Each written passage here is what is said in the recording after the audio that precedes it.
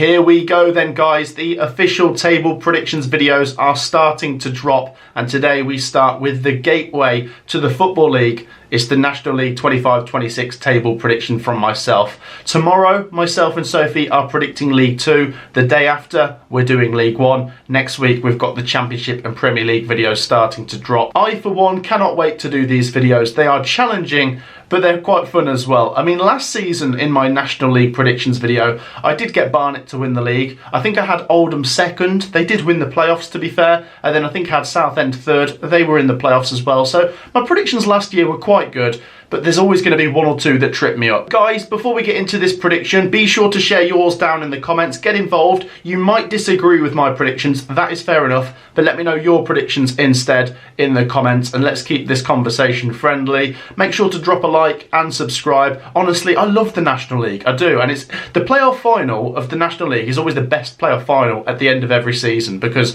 there's always goals. So I'm looking forward to seeing what we have in store this time round. Without further ado, let's get into this. Let's see how we get on. We are going to go from the bottom to the top, and in my bottom four, I have got Wealdstone, Boreham Wood, Braintree and Brackley. And it's always difficult, isn't it, when four teams go down? I mean, there's always one or two teams that you feel like you're fairly confident that should go down, but it's always difficult predicting like 21st place because they might still get about 54 points and get relegated. Let's start with Wealdstone. Only just survived last season. I think it was by 1 point. They've got a new manager now, Sam Cox, 34-year-old, very inexperienced, I must say. Former Wealdstone player, of course, so he does know the club. I just don't know. I think the teams coming up this season from the National League North and South do look pretty strong, and obviously they're always going to be desperate to survive. And with four going down, it's a massive trapdoor to avoid. I just think this time round, it's Wealdstone's turn to go down. I am really sorry, but I have got them in there. I'm not massively inspired by their transfer business. Boreham Wood as well. Of course, great to see them back in the National League. They won the National League South playoffs last season. The National League South was absolutely fantastic, wasn't it? I think Boreham Wood got 86 points. I think they finished 5th. But they're only about 3 points off top of the table, Truro City. It was that close. I know it's early days, but they've only brought in a couple of players. Jeff King from York City could be a decent one, but I just don't know if the squad's going to cut it. And the same with Braintree. Braintree, of course, survived last season. They finished in 17th place last year. And my concern, once again, is just the lack of business at the moment. I think they've only signed 2 players at the time of recording this video. And I just see other teams down at the bottom doing more impressive business. And that could be the difference at the end of the season. And then I've gone for Brackley. Now, Brackley's one I'm umming and ahhing about. I really didn't actually want to put Brackley in my bottom 4. So I will say to the Brackley fans that might disagree with this prediction, even I'm starting to disagree with this one, but it's so hard when 4 teams go down. As I say, Brackley could get about 53, 54 points, but still just fall short. Now, they were brilliant in the National League North. They got 92 points. They've brought in experienced players like Kyle Morrison, Danny Waldron and Ryan Haynes, who I'm quite familiar with, a decent left back. I think their business actually isn't even that bad. But then, like I say, some teams could just be unlucky and fall inside that bottom 4. So that's what I'm going with. Right, let's move up the table then. From 20th to 13th, this is what I've got. Let's start with Truro City, who won the National League South last season. And I wish them absolutely the best next season. And I think they might just survive. This is very much unfamiliar territory for Truro City because this is the highest level of English football they've ever played in. It's great to see a Cornish team make it to the National League, I must say. That does bring with it its own challenges because obviously I know Truro's quite far away from everywhere, so even when they've been going up to London, that's quite far. But the fact that Truro are now going to have to make journeys up to Carlisle and Hartlepool, I mean, it's just crazy, isn't it? But I do think, while I think they might struggle on the road, if they can make the home ground a fortress, that could be what keeps them up. I mean, it's a long journey for everyone to get down to Truro, and if Truro can just, be hard to beat at home, that could be the difference. Now, John Askey's a good manager, of course, managed Hartlepool before, didn't he? Now, Truro's business, by the way, is pretty good. They've re-signed Christian Oxlade-Chamberlain and one or two others. Oh, the main bit of business for me is getting Tyler Harvey to sign a new deal. Now, obviously, he's a goal machine. I remember going down to Charlton versus Truro in the FA Cup about 8 years ago. He was playing for Truro then. I think he went and then he came back. But he is a goal machine. He could be the difference between Truro staying up and going down. I really hope they stay up. My gran lives in 3 Milestone, which is literally where the stadium is. So maybe a little bit of bias, but I still think Truro have got enough about them to stay up. You look at the fan base as well. It's great to see them back on their feet, by the way. They were playing home games in Gloucester only 2 years ago. Good luck to Truro. Right, next up, Boston. I've got Boston 19th. Difficult one, this. They could have gone down last season, couldn't they? They had a real surge towards the end of the season. They won 6 of their last 10 games and finished 19th. Now, it's difficult to say where they go next. If they carry that form on, then yeah, they could be a dark horse. They could be mid-table, maybe even top half. But once again, it is very difficult, isn't it, just to survive. I've got them 19th again. They've brought in quite a lot of players, though. 14 players at the time of recording this, including the veteran Lionel John Lewis. He's been around for ages, hasn't he? I've got them 19th. I've got Aldershot 18th, who finished 16th last year, so I just think more of the same. I think they'll survive again. A few players coming in, Tristan Abrahams, Kwame Thomas, not bad business. There's a few goals there. I think they stay up. And then I've got Solihull Moors, 17th.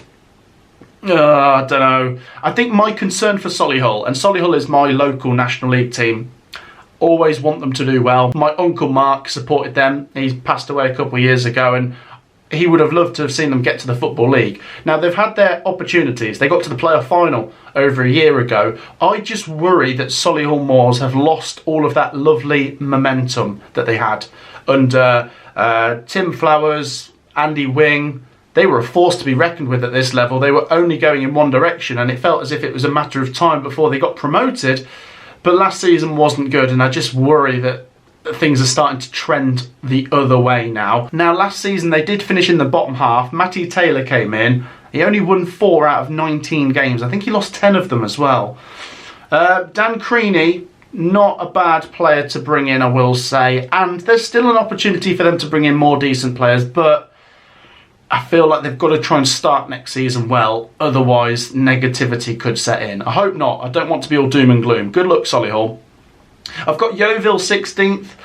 Yeovil finished 18th last year, so I'm going for a slight improvement from them. James Daly, Kyle Ferguson, Tavon Campbell. Yeah, not bad business, actually. I mean, there's an argument Yeovil could be higher, isn't there? I'm going to have them 16th. 15th, I've got Eastleigh.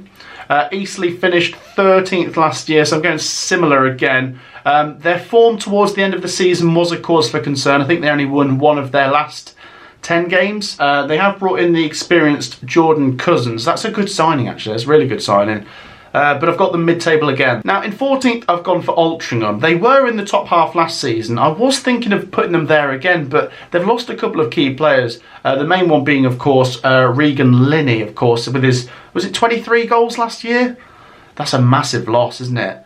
So it all comes down to how well these new players coming in can perform for me. And then 13th, Morecambe. I just don't know with Morecambe. I just thought I'll stick them in the middle and hope it lands, because I think it really depends. But the off-the-field issues are really concerning, aren't they? And then you look at the squad depth. They haven't got a massive squad, but the players they do have in that first team are pretty decent. I don't know. It's so difficult, isn't it? It's trying to balance a couple of good players against chaos off the pitch. And there's always one that just has so much chaos and they end up going down. I don't think they'll go down. I just put them in the middle. Sorry, Morecambe. Jack Stretton is not a bad signing, actually. Right, let's move into the top half. Tamworth, Sutton, Woking, Gateshead, Hartlepool. Let's start with Tamworth, by the way. Brilliant FA Cup run last year, wasn't it? And to be honest, they were great in the league. I think they finished in the top 10. So I'm going for another top half finish. But yeah, the FA Cup run, when they beat, was it Huddersfield? With the long throw-in. And then even they gave Tottenham a great game. And the thing is as well, for clubs at this level, the money you'll get from that is actually quite significant, because They got to the third round. I think they were on mainstream TV. The ticket prices were quite high. I think that went viral, actually. Everyone was saying, how could Tamworth charge their fans so much for this Tottenham game? But, I mean, you know, if they can get significant money for it, then that could make a difference next season. I quite like what Tamworth are about. They've brought in Joe Riley from Fylde, Alfie Bates from Brackley. Yeah, I'm going to have them top half again. Once again, could sneak into the top 7. That would be great, wouldn't it? Imagine Tamworth in the Football League. 11th, Sutton. They were 12th last year, weren't they? I've gone for one place up. They've done quite a lot of business, actually. They've brought in quite a few players. I think they're going to be sniffing for the playoffs, aren't they? I think I wouldn't be surprised to see a few people predicting Sutton in the playoffs. And then I've got a big improvement here for Woking. Where did Woking finish last season? 15th. Yeah, I've gone straight into the top 10. Last season we saw a big change, of course, when Michael Doyle went out and Neil Ardley came in. And then they only lost 4 out of the 29 games he was manager. I think they drew quite a lot, to be fair, but very, very hard to beat. And I think they take that into the start of next season and they're pretty good. Quite a few players coming in at the moment as well. Caleb Richards from Kidderminster's not a bad signing, actually. So I'm going to have them 10th. 9th, Gateshead, and 8th, Hartlepool. It's really difficult because there are a few clubs that have off-the-field issues and they could still do quite well, can't they? Now, the new manager, Alan Armstrong, I'm not entirely sure how he's going to perform. I think at a minimum, they've got to be chasing for the playoffs, haven't they? Some of their business does look okay. I think towards the end of last season, though, they weren't great, were they? Won only 2 of their last 12. So they really fell off it, didn't they, Gateshead? Let's go for just outside the playoffs again. And then Hartlepool 8th. Quite a tough off-the-pitch situation. So I don't blame you if you want to put Hartlepool any lower, but I just still think that despite some chaos off the pitch, some clubs can do quite well. But I've not got them in the playoffs. I do like Simon Grayson, of course, very experienced Football League manager. And then they brought in Danny Johnson from Walsall. He's a good signing. Quite a few more still to come, I'm sure. I'll have them 8th. Right then, this is my playoff mix. Ooh, I've been bold. 7th, I've gone with Halifax. I think they're going to be competing again. Obviously, they've had a change in management, haven't they? Adam Lakeland coming in. He's got to try and turn around the form from the end of last season because they just really started to fall apart, didn't they? Obviously, they sort of tripped over the finish line into the playoffs and then they got beaten up 4-0 by Oldham. But as a club, the players they've got, you know, imagine they should be pushing for the playoffs. I'll have them 7th. And then 6th, I mean, Scunthorpe, yeah, this is a bold one. I mean, you can let me have this one. Sometimes you get a team that comes up from the National League North and South that does surprise people. I mean, when I've looked at their business, it's all right. They've signed a couple of defenders from Gateshead, actually. I think, I'll level with you, I think club size could come into it somewhat. Because Scunthorpe were not a National League North club. Well, they were, but they're not a National League North sized club. And I think now they've been promoted, we might see a bit of momentum and the fans all getting on board this promotion train. Maybe if they get off to a good start next season, yeah, they could actually compete for the playoffs. I'm going to have them 6th. I do think the fans could make a difference somewhat. Let's see. Yeah, you never know. That might not be too wrong. Right, 5th, Rochdale, 4th, Southend. I think these two explain themselves. They've got to be in the top 5 somewhere. I'm not quite sure if these two are ready to compete for the title yet. Maybe. Rochdale, Jimmy McNulty, of course, been there for a couple of years. He's got a win percentage of 40% in his time there, which is really impressive. In through the door comes Joe Pritchard, David Tatonda as well, Devante Rodney, of course, crucial. I think he scored 17 last year. Southend with Gus Scott Morris. I think he scored 17 last year as well. Southend, of course, involved in that absolutely bonkers, heartbreaking playoff final last season. That playoff final last year was just so entertaining. It was an absolute pleasure to watch, but I did feel so bad for Southend. They've had so many problems off the pitch, and to have that kind of heartbreak in extra time. But they've got to pick themselves up, and I think they will. I think they'll have another top 7 finish. I'm going 4th. Decent squad, decent business. Let's have Southend in the playoffs again. Right then, finally, on to my top 3. I have gone with Forest Green 3rd, York City 2nd, Carlisle 1st. Let's start with Forest Green. I feel like they're going to finish 3rd or 4th. I'm not quite... I mean, they could compete for the title, maybe. Of course, they finished in the playoffs last year. Robbie Savage has come in. Took Macclesfield up, didn't he? And I don't know. I mean, some of their business isn't bad. Jaden Clark, Cairo Mitchell, yeah, good additions. 83 points they got last year. I mean, what do we expect in terms of how many points you need to win the league? It's probably about 99. That's how crazy this is, by the way. So Forest Green need to improve still quite a bit if they're going to compete for the title. And I will echo the point that a lot of people make. Why do only 2 teams get promoted? It is so brutal, because when we come on to York City, who I've got second, if they are to go and get 96 points again and not get promoted, it's a scandal, isn't it? You can't have this. You can't have this. Honestly, it's just it's too protectionist of the Football League to only let 2 teams be relegated from League 2. You need 3 up, 3 down, honestly. I mean, as far as who I think is going to win the league, I think there's 2 teams I'm really struggling with here. There's not a lot between Carlisle and York City, and if you want to put York City top of your National League predictions, I wouldn't blame you. I think with Adam Hinselwood, there's every chance they could go out and get 96 points again, maybe 100. I think there's every chance they could do it this year, and the difference between York and Carlisle is, with Carlisle it's more of an unknown, because, I mean, they've just had 2 terrible relegations, and we don't really know what they're going to do this season, whereas I feel pretty confident that York go out and get quite a few points at this level again. York did just lose last night to Sheffield United 6-2, by the way. That was crazy. I don't really know what to read into that. It's only a friendly, to be fair. But I think it's going to be between 2 teams, and I've got York second. Ugh. Right, I've gone for Carlisle to win the league. There you go. I mean, at least, finally, some positivity for the Carlisle United fans.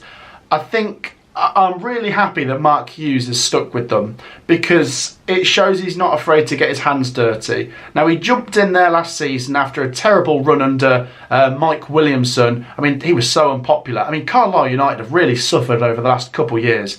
But Mark Hughes went in there, and although he couldn't save them, there was something there to go off. And if they take that into the start of next season, with some of their business as well, by the way, Morgan Feeney has returned to Carlisle United. He was the captain when they got promoted from League 2, I believe. And then Regan Linney comes in, of course. We said a goal machine for Altrincham last year. So that is good business. And surely, club size. Carlisle United are not a National League club.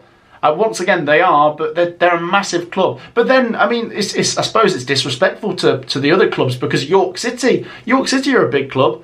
Southend and Rochdale and Scunthorpe are all clubs that have been in the Football League. It's a hard league, this, isn't it? And big clubs can get stuck at this level.